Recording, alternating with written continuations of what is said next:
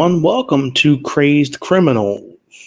I'm your host, John Borman, and tonight's episode rocked a very small town called Craig, Alaska. Now, I'm going to go back almost 40 years, and this occurred in the month of September 1982, which was supposed to be a fishing trip in the beginning of salmon fishing season, and it didn't quite end exactly the way everybody thought it did. Here's the mystery on board the Investor.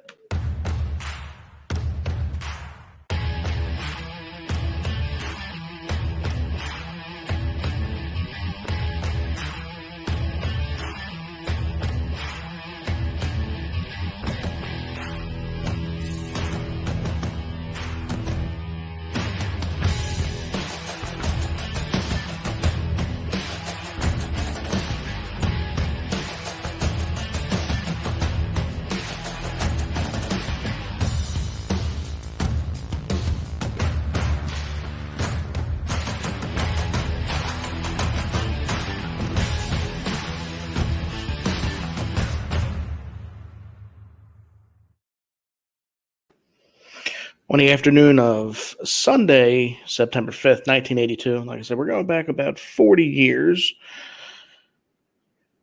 Mark Holthurst from Blaine, Washington, he had just purchased a brand new fishing vessel called the Investor. Cost him almost $750,000. Now, he was heading into Craig, Alaska, which is a very small town. It's about south of the capital called Juneau, about 60 miles northwest of Ketchikan, and it has about 1,300 people. Not a very big town at all. So as they pulled in to Craig, Alaska, which again is like a little blip on the map, it's not very big at all. He was accompanied. He had his wife and his two kids, and then he had couple of people joined them, and they were going there to do some salmon fishing, and they were doing some birthday.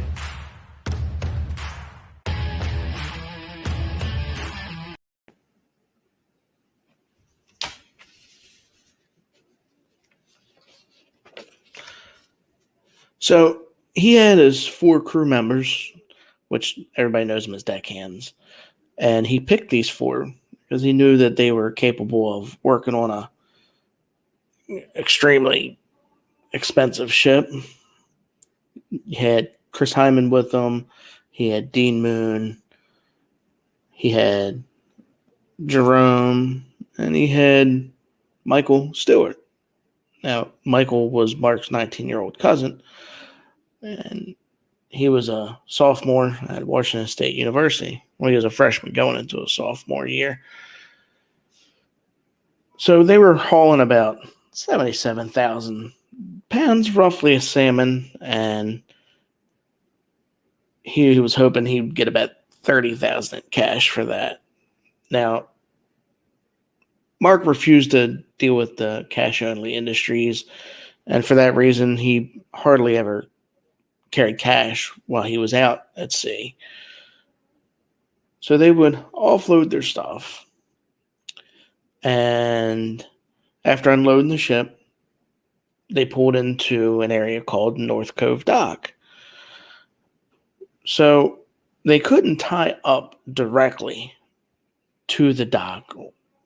Instead, they had to tie into a couple of ships that were already there. And the Defiant and the Decade, they were already tied to the dock. So the Investor pulled in and they tied up to them ships, which would mean that when they got off the ship, they would have to walk over the 2 ships. Now, the 2 other ships, they knew who Mark was, so it really wasn't that big of a deal. They were familiar with him from past years. But the locals there were not familiar with Mark, as he typically didn't come through Craig to or from his way into Alaska. So that evening, the Colthouse family would go to a restaurant called Ruth Ann's Restaurant. They were going to have a birthday dinner, and they were celebrating Mark's 28th birthday. And coincidentally, while at the restaurant, Mark would end up running a check to his friend that was allowing him to borrow $100 for his meal. Now, like I said, Mark didn't carry too much cash while he was out there. And that would indicate later to authorities that this meant no cash whatsoever. You'll understand what I mean later on. Now, a couple of witnesses did state that the Coulter's family was at the restaurant until about 9:30, and they paid their bill right before returning to their ship, which was just parked off the dock. Now, as they all boarded the ship, they had to cross over the other two ships, and a couple of the crew members from one of the ships named the Decade, they saw the 4-year-old, which was one of Mark's sons, John. And he stopped in and he popped in the ship's pilot house. He said hello, and then he kept going on for the night. Now, that night, the crew aboard the Decade, they were throwing a party. They were celebrating the end of salmon season and would pretty much end up drinking until the early hours, while the storm had started pretty much raging outside, which I guess when you're drinking and partying, you're really not too much worried about the weather. Now, during these hours, they would not notice anyone moving across the deck of their ship, heading into the Vester, which was tied on the opposite side of them. And the last sighting of the Colthouse family was just before 10 p.m. after leaving the restaurant. And that would be the last time anyone would see them alive. Now, after that night, you move on to that Monday, which was the 6th. It was quiet in the area. And it would continue to be so through the day. And just as the sun started to come up, a few witnesses recall seeing a few odd things concerning the investor, which had just been in port just for a little over 12 hours. At 6:30, one of the crew people from Decade noticed that the investor was slowly idling away from the dock, as if somebody just disconnected everything and it was just pulling out. Now, normally, when you have a large ship or any type of boat, you want to have the engines running before you leave the dock. That way, as a captain, whether it be a small ship or a big ship, that your engines are actually working. But there was nothing coming from the ship. It was just idling out. Now, about 6:45, Clyde Curry, who was the captain of the Decade, came onto the deck, and he recalls seeing a man aboard the deck of the investor, which was slowly moving out into the harbor. And he just assumed that it was Mark. Clyde said he average height, stocky build, light brown, blondish hair. And it didn't really ring any bells of, suspicion or anything to that effect. Now, at 45 minutes later or so, which would put the time about 7:30, a crew member of another ship saw the investor begin to settle near an area called Fish Egg Island, which is a small island across the harbor. It's about a mile away from Craig. And it looked like the ship had been anchored out and settled to a standstill and wasn't moving or drifting anywhere at that time. But just like the others, nobody thought anything of it. And at some point during this ordeal, the investor's skiff, which is just a smaller ship, and it's used to move the crew members from the big ship to a dock, run errands, the shallower water per se. And it ended up being tied up to Craig's main dock. And a few people would see it there and just thought that somebody from the investor had just maybe forgotten something on board, and needed to go back to land to grab it. And, nobody thought anything at this point in time. But later that morning, a heavy fog would begin to come in as salmon season officially opened up for the very final time that year. And amidst the hustle and bustle from all the other ships in Craig, everybody was eager to, wrap up the fishing season so they can go home to their families.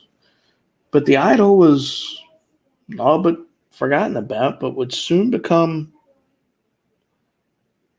unforgettable talk of the town. So later that morning, Tuesday, the fog had still been lingering in, and it started to lift and go away, as fog takes a bit depending on how thick it is. And locals at the port were still surprised that the investor was still anchored out in the harbor, about a mile off the dock. Again, near the area. It's just an island called Fish Egg Island. And everybody was wondering why nobody was coming in or going out or even moving for that matter. Now, at the time, nobody knew it, but Mark's wife, Irene, was supposed to have flown back to Washington that Monday and take the two kids. That way they could get ready for school. And that morning, there was a young man who was seen purchasing some gasoline in Craig and leaving aboard the investor skiff, which had remained parked at the dock. And about 4 o'clock, a trawler named Casino, which had been docked in Craig as well, noticed a smoke coming from the direction of the investor, which again remained still at that time anchored out near Fish Egg Island. Now, the crew members off of the Casino would inform the Alaska State Police from Ketchikan about this potential fire and began headed out towards the smoking ship anchored, hoping to help maybe put out the blaze or help out, the investor's occupants if there were any on board. And on the way out, the crew of the Casino would pass by a young man described as wearing a baseball cap, and he was heading towards Craig, and he was on the investor skiff.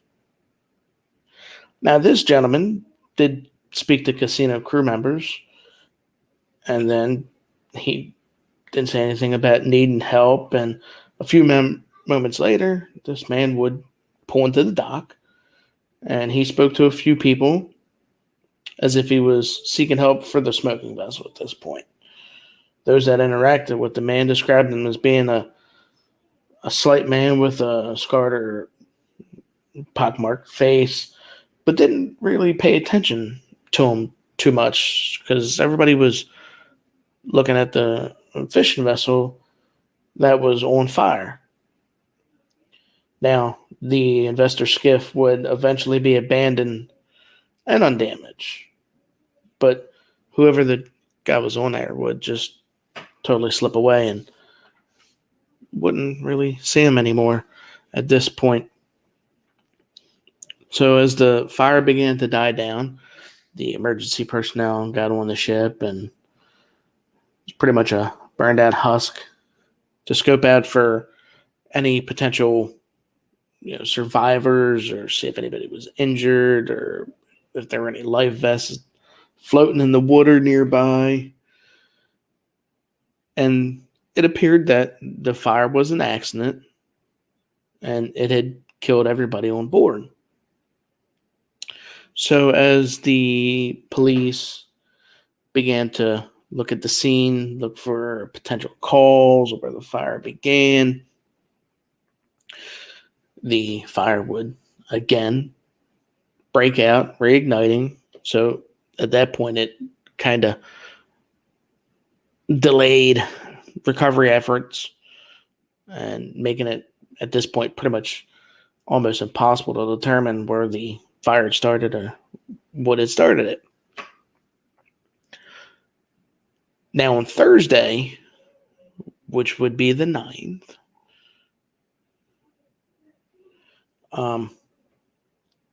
as they got the bodies out, they did the autopsies on 2 of the 4 bodies that had been recovered. These bodies would be identified as 28-year-old Mark and Irene Colthurst, and it had showed signs of having been murdered before the fire. So forensic examinations revealed gunshot wounds to the head, and these were described as not being to the back of the head or execution style. But investigators, they wouldn't quite elaborate on what that actually meant. Now, a spokesperson for the Alaska State Troopers, who was the investigating body that headed the whole investigation, they had spoke to reporters that day, and they said preliminary investigations are that Mark and Irene Colthurst were victims of homicide and possibly may have died prior to the fire. At this point now, it's no longer an accidental fire. Now it appears to be arson, which arson investigators at the scene had already begun speculating that the ship had been intentionally set on fire. And the fire appeared to originate at the front of the craft where the living quarters were and where the bodies had been found, as opposed to the rear where the ship's diesel fuel was stored, which usually where there's fuel, there's fire, unless you have some type of accelerant, which would have appeared to have happened on the front of the boat. Now, investigators at that point, they started to think that there was some type of cover-up, maybe disposing of the evidence in the victim's body. Perhaps even, later that day, the fire had spread quick. They thought maybe they were trying to sink the ship, and it didn't sink. That was the initial thought, and then they just tried to set the boat on fire. That way, at that point, it probably would sink. But obviously, the boat didn't sink at that point in time. It's a $750,000 ship. They usually don't sink like that. It takes a lot to, take one of them things down.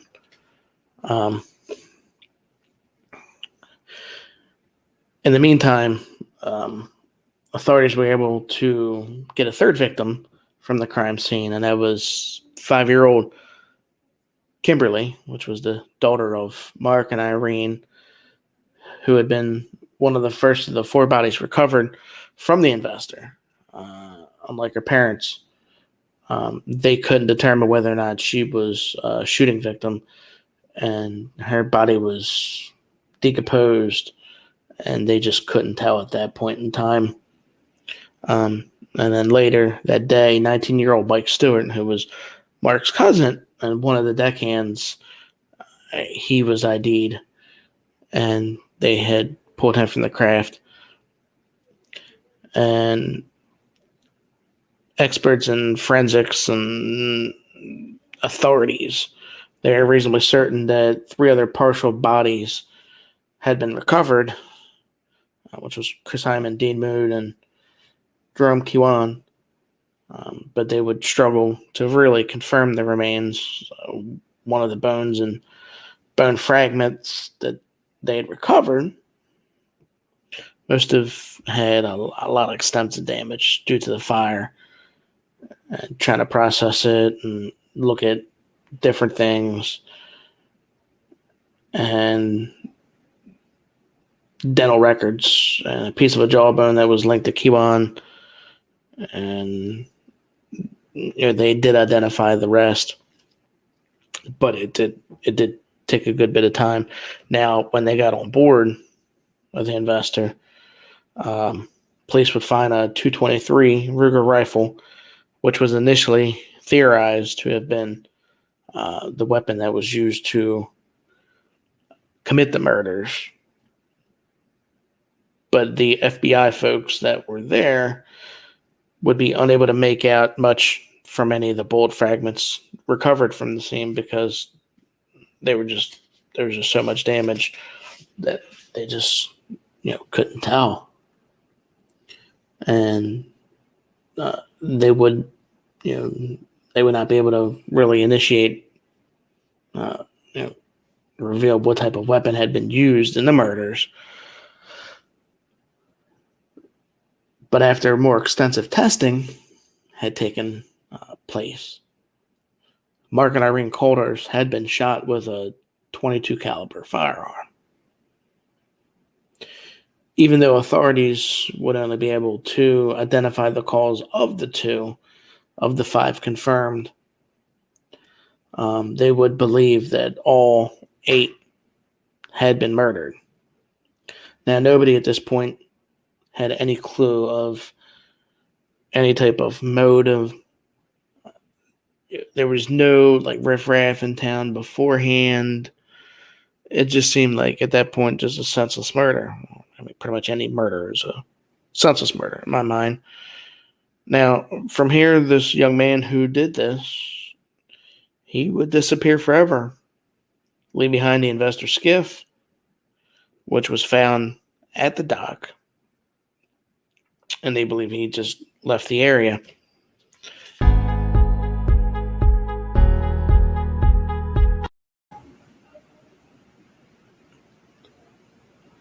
That would pretty much be it for them. Now, over the next couple of months, investigators would go back and forth between Washington and Craig, and they would talk to as many people as they could to find out who this gentleman was, because they really didn't have any clue at this point.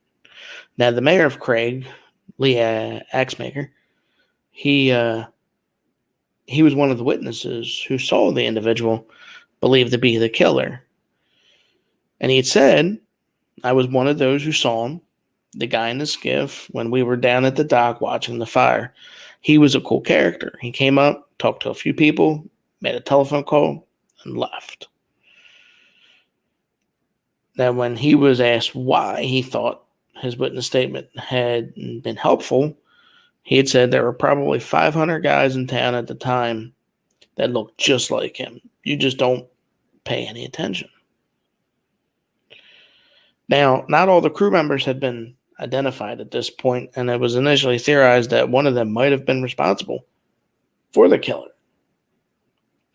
which investigators were unable to ignore or really, get rid of that theory. And due to the evidence made available to them, or lack of any, the Alaska State Trooper Captain Mike Kolovsky told the press, "We're now looking at the possibility that one of the guys had alienated someone, causing the guy to go off the deep end. Maybe he didn't intend to kill everyone, but it blossomed into that. Maybe someone felt cheated out of his fair share." Now, I guess that's really any type of, it's possible. I mean, highly unlikely, but I guess it could be. Now, a couple months later,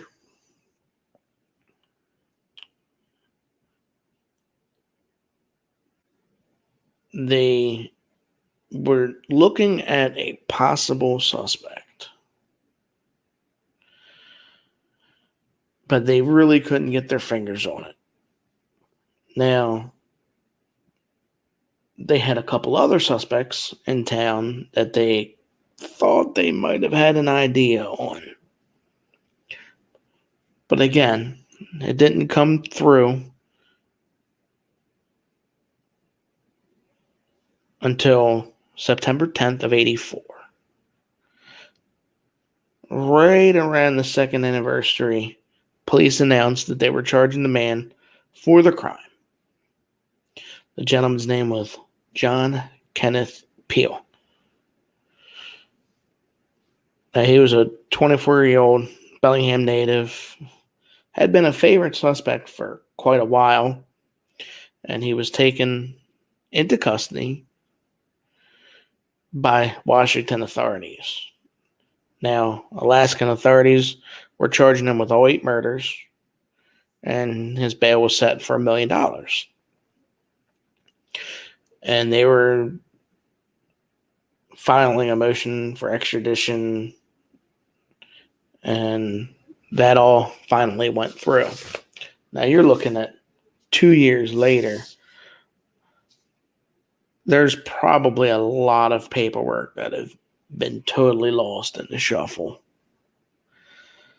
Now, they do believe that Peel was the man that matched all the descriptions, and Peel was also one of Mark's previous deckhands. Now, it's really not much information whether it was 1980 or 1981, but in 82, Peel was on another boat in Craig at the time of the homicide. Now, the police believe the motive was something spontaneous. They've ruled out robbery or drugs.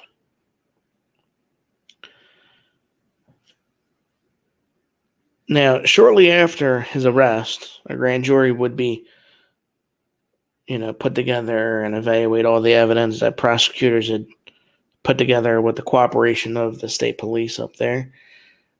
And they did file a criminal indictment against him, and they officially charged him with all 8 murders. And in November of 84, Peel was moved to the Ketchikan Correctional Center and was set to begin trial in January of 86, where he was facing 20 years in prison for just the arson alone, as well as 99 years for each of the 8 murders. Now, you're talking 2 years later, 2 whole years later,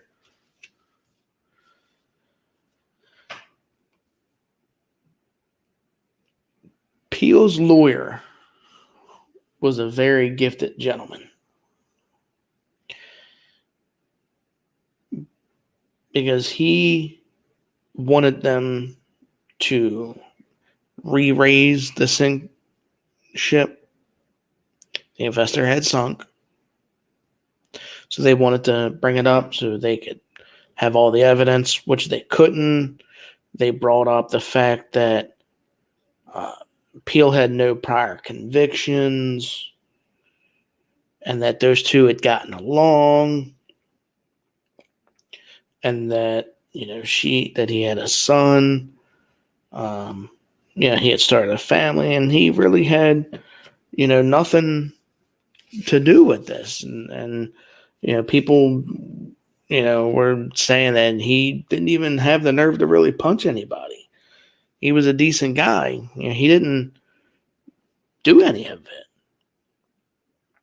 Now, his lawyers also had stated that the police had fabricated stories, like Peel's transcription of one of the police interviews. The police had said that Peel had stated, "I'm scared, man. I'm scared. I can't believe the things I did in there." Now, Peel's lawyer said that he actually stated, "I'm scared, man. I'm scared. I can't believe you think I did that." Now, there was other discrepancies from witness sightings. Yeah. Just a whole bunch of stuff that didn't make sense. And during the case and during the trial itself, Peel had been in court and he had disguised himself.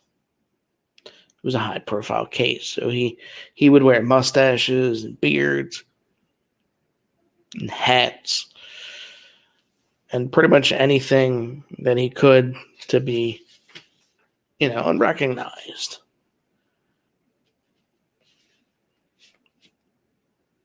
Now, a lot of the witnesses that had seen this also admitted to not being very, I guess you could say, upfront or really direct information. Like, for instance, one of the witnesses said they heard 6 or 8 shots, then a scream. Then he believes there were more shots. And then another witness had been drinking around that time. And then somebody else had said, I think I heard a woman scream. Immediately after that, I heard popping sounds like a generator backfiring. They admitted to being real scared. And then they said, I saw John Peel standing on the dock. It looked like he might have had a rifle in his hand. So some of the info being passed between investigators and the prosecution just wasn't really matching up and really wasn't settling for a very solid case, which would eventually lead to this case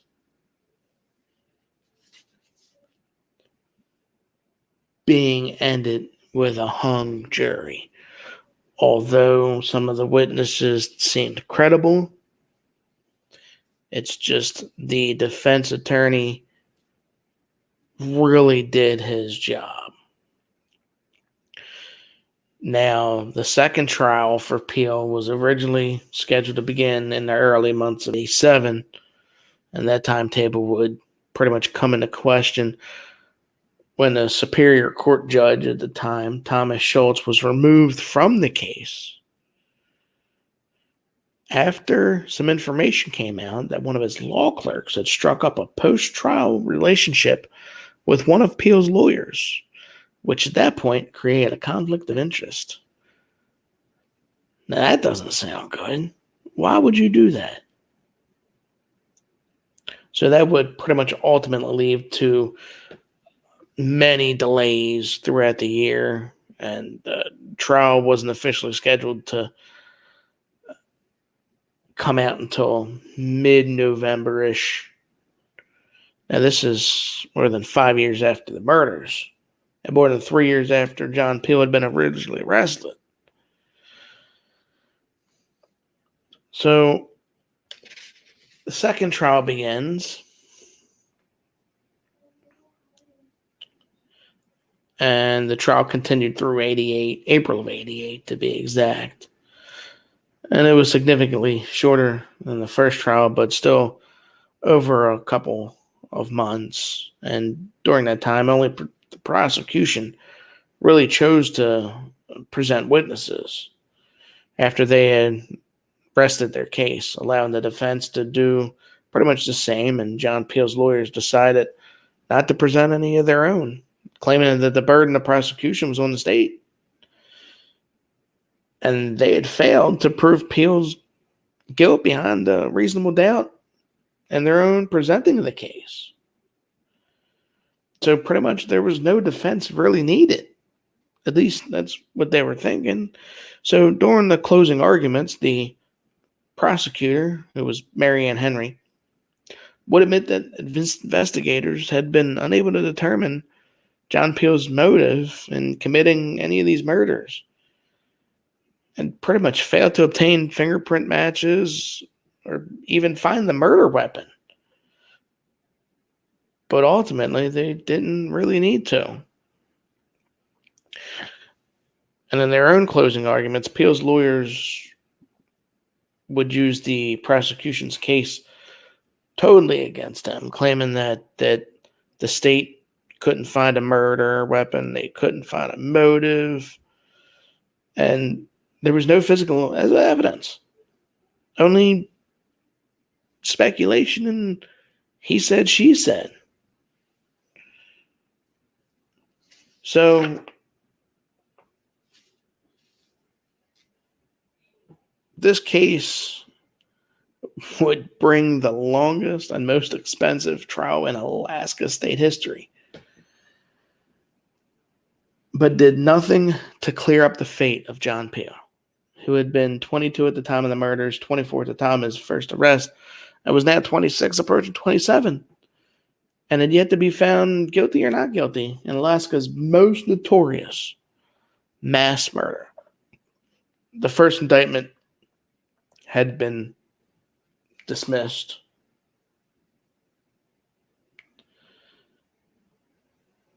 On a hung jury.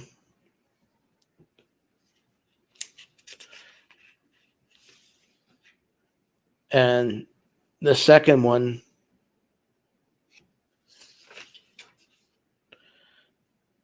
didn't go as the prosecution wanted it.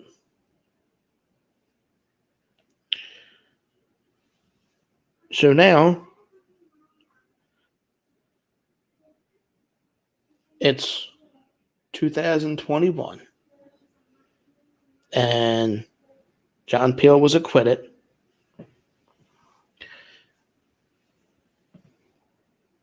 And there's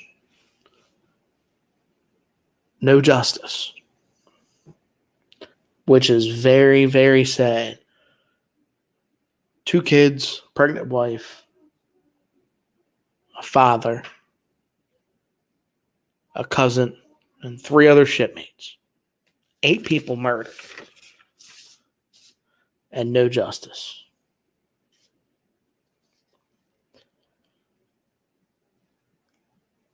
This is happening more and more every day. Where murder victims don't get any justice. And I just don't understand why. The technology out there these days, we should be able to find pretty much anybody for any reason. Hell, we just sent 2 ships, 60 miles up into the atmosphere, into outer space. And to come back, we're planning on sending a rocket up to Jupiter's moon. You're sitting there on your phone looking at it, and people are looking through your phone. I mean, the technology's out there, folks. So on that note alone, folks, if anybody has any information on these murders, you can contact the Alaska State Police and let them know what you saw.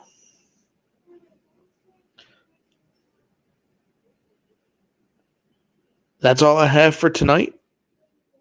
I hope you folks join me next week. You can find me on Facebook as well as YouTube. And anywhere you get your podcasts. So until next week, stay safe, stay healthy, have a good night.